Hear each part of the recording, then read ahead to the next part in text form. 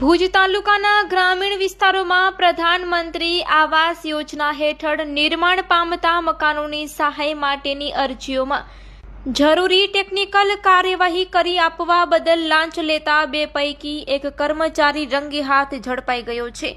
ભુજ તાલુકા પંચાયતમાં એસીબીએ ટ્રેપ ગોઠવીને technical assistant કરાર આધારિત વિશાલ ભરતભાઈ જોશીના કહેવાથી 40,000ની લાંચ લેતા ગ્રામ સેવકને રંગે હાથ પકડી પાડ્યો છે।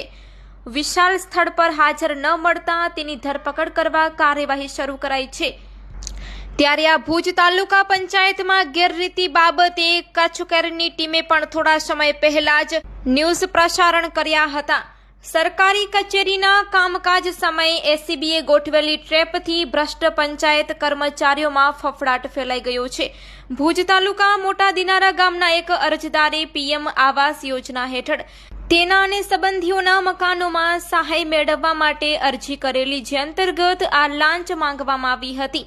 એસીબીના મદદનીશ નિયામક કે.એચ. ગોહિલના માર્ગદર્શનમાં ભુજ એસીબી પીઆઈ લાલજીભાઈ ચૌધરી અને તેમની ટીમે આ સફળ ટ્રેપ ગોઠવી હતી। અને વધુ માહિતી મળી રહી છે કે ભુજ મામલતદારની ઓફિસમાં પણ આ જ પરિસ્થિતિ છે। દુકાનો ખોલી અધિકારીઓ અને કર્મચારીઓ બેઠા છે તેવું લોકો કહી રહ્યા છે।